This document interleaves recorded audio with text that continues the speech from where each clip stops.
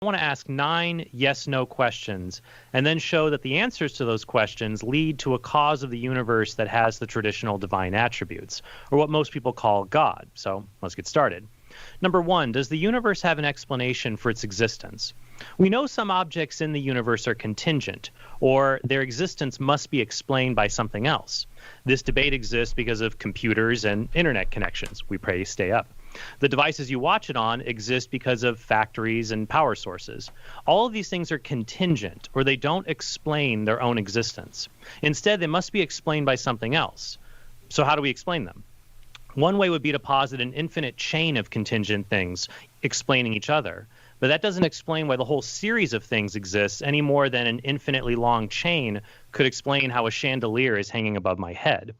You could also say that an object's existence doesn't need to be explained, but this violates the principle of sufficient reason, or PSR, which says things have a reason for why they exist.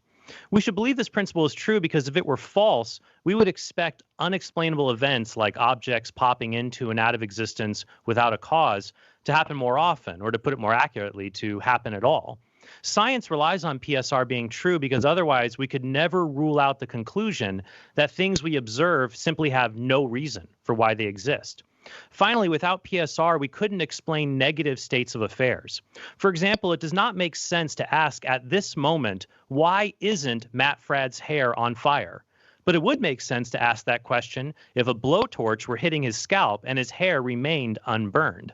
Both cases presuppose that things which exist must have reasons for why they exist, and they don't exist for no reason at all.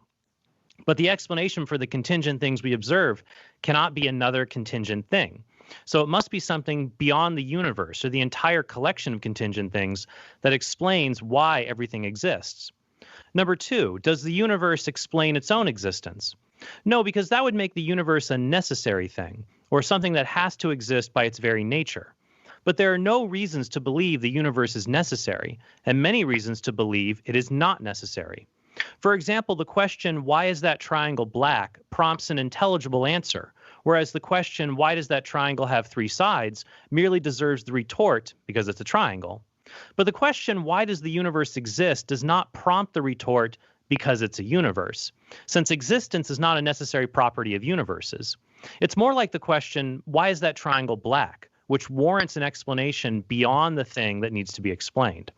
There are 2 other factors about our universe that count against it having necessary existence: its property of change and its finite past. So let's start with change.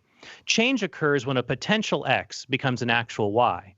This can involve intrinsic change like growth or extrinsic change like motion. But no potential X can become an actual Y on its own any more than water can freeze itself, or a train car could propel itself. Instead, something like a freezer or a locomotive must actualize the potential for change in these objects. But of course, those actualizers only change because something else actualized their potential for change. Could an infinite series explain this kind of change? No. Just as an infinitely long train of boxcars would sit motionless without a locomotive, an infinite number of things that must be actualized by something else would be changeless unless there was a cause of the series that is just pure actuality and had no potential. Just as a locomotive pulls without being pulled, this instance of pure actuality would actualize without being actualized by anything else. And since the universe contains a mixture of potential and actual, it is not the purely actual cause we're looking for. What about the universe's finite past? Something is necessary only if it is impossible for it to not exist. But if the universe came into existence, then it can't be necessary. It would instead stand in need of an explanation for why it exists. One reason to believe the universe has not always existed is because the past contains causal chains that explain objects and events in the present. However, no past causal series that terminates in the present can be infinitely long because that would lead to a contradiction. Consider Robert Kuhn's paper passer thought experiment. Imagine beings called paper passers who exist at every January 1st in the past. So there's one at January 1st, 2020, one at January 1st, 2019, and so on into an infinite past. Their job is to receive a piece of paper from the passer who held it during the year before them and to see if it's blank. If the paper is blank, then they write a unique number assigned to them on it. If the paper they receive already has a number on it, however, then they just pass the paper along to the next paper passer at the end of the year. Now here's the question. What number is written on the paper given to the paper passer at January 1st, 2020, whose year will go downhill very quickly? There has to be some number written on it, because if it were blank, then the 2020 paper passer would write his number on it. But it can't be blank, because if it were, the 2019 paper passer would have written his number on it. But the 2019 paper passer could not have written his number on it, because if the paper were blank when he got it, the 2018 paper passer would have written his number on it. If there are an infinite number of paper passers, then we have a paradox. There is a piece of paper that arrives in the present that isn't devoid of numbers, but also can't have any particular number written on it. And this isn't unique to this scenario. Other thought experiments like Thomson's lamp or the Grim Reaper paradox show that objects cannot have infinite causal histories. This means causal series must be finite in nature, and the first member of the series would have to be uncaused. And since causal chains must be finite, this means the number of events before today must be finite, and so time is finite. If the past is finite, then our universe began to exist and would require an uncaused cause for its existence. Notice that we are at an important juncture. We've seen the universe has an explanation for its existence, and that explanation is not the universe itself. Instead, this explanation is necessary, or it explains its own existence. It is uncaused because it is the source of all causes, and it is pure actuality because it is the source of all change and motion in the universe. What else can we know about this cause of the universe? Number 3, is this cause changeable? No, for 2 reasons. First, change only happens when potential is reduced to actual, but this cause is pure actuality, so it can't change. Second, since causal chains can't be infinite, this means there can't be an infinite series of events. Since change is an event, this means the first cause cannot be subject to such an event, or it must be changeless.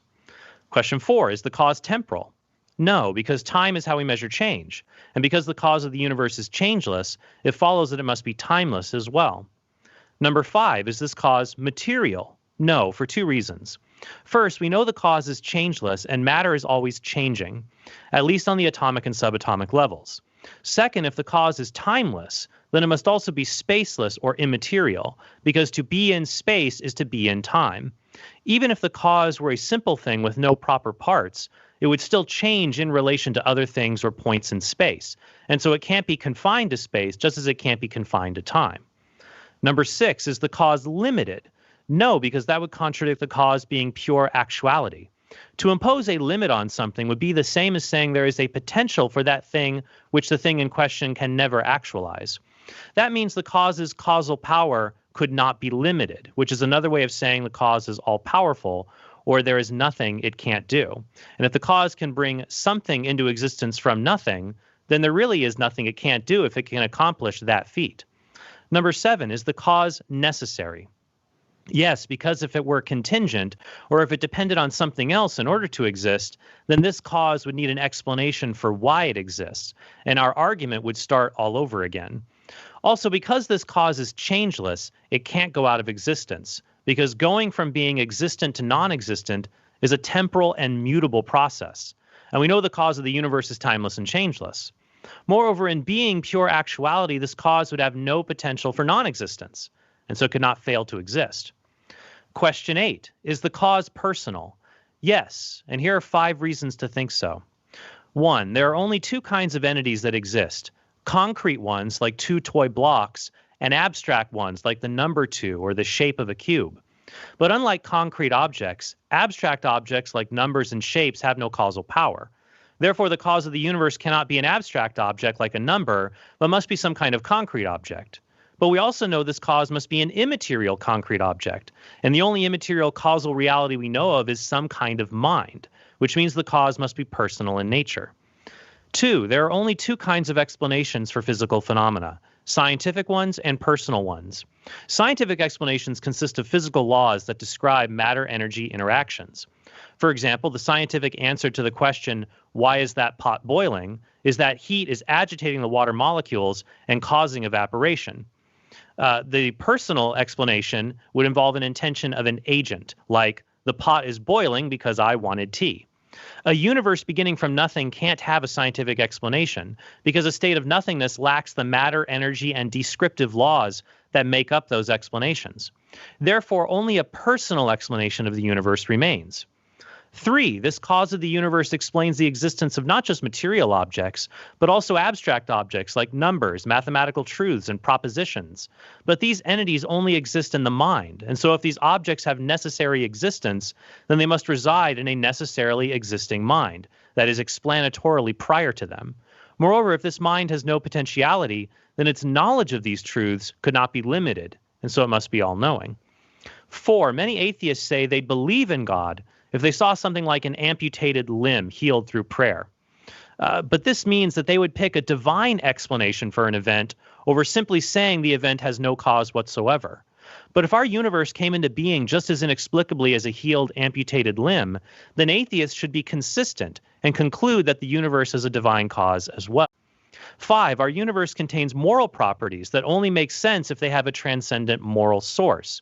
Now, morality only applies to persons, so if the cause of the universe is the source of these moral properties, then it must be a supremely good person and not an amoral, impersonal force.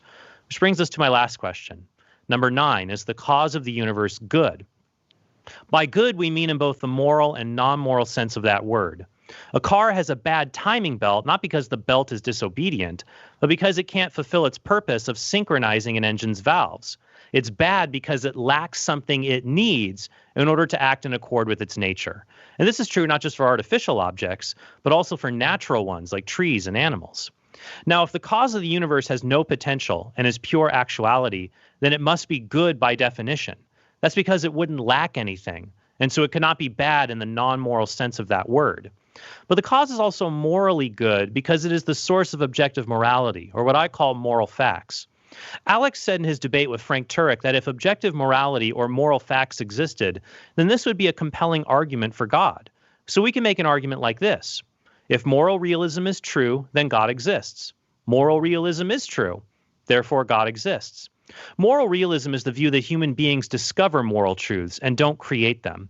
Truths like rape is always wrong, or all human beings have equal worth, do not depend on human beings for their existence. Alex seems to agree with premise 1, and other famous atheists also agree.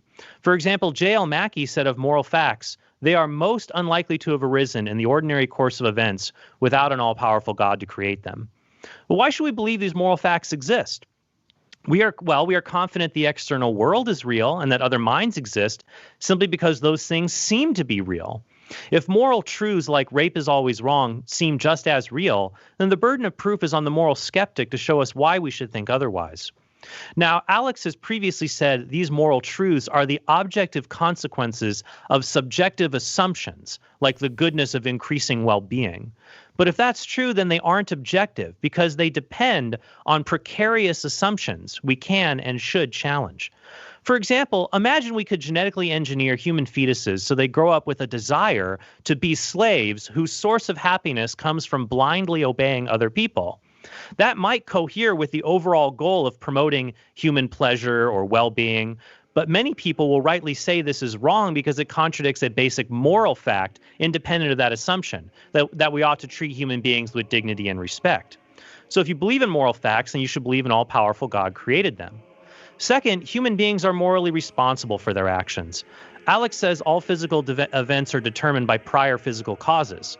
But if that's the case and we lack free will and arsonists and serial killers are just as determined as lightning bolts and tigers, then it would be nonsensical to blame humans for actions just as it'd be nonsensical to morally blame a hurricane. Moreover, if punishment isn't something that's deserved, but rather something the state metes out for the good of society, the state could theoretically punish innocent people, like a criminal's family members, if such an act reduced crime overall by deterring criminals who at least care for their family members. But it's objectively true human beings are capable of being blamed, and it's objectively wrong to intentionally punish innocent people. This is something that only a divine foundation of morality could make sense to hold up moral realism. So when all these arguments are seen as a whole, they form a strong case that there is a changeless, timeless, immaterial, infinite, necessarily existing, all-powerful, all-knowing, and all-good cause of the universe, or what most people refer to as God.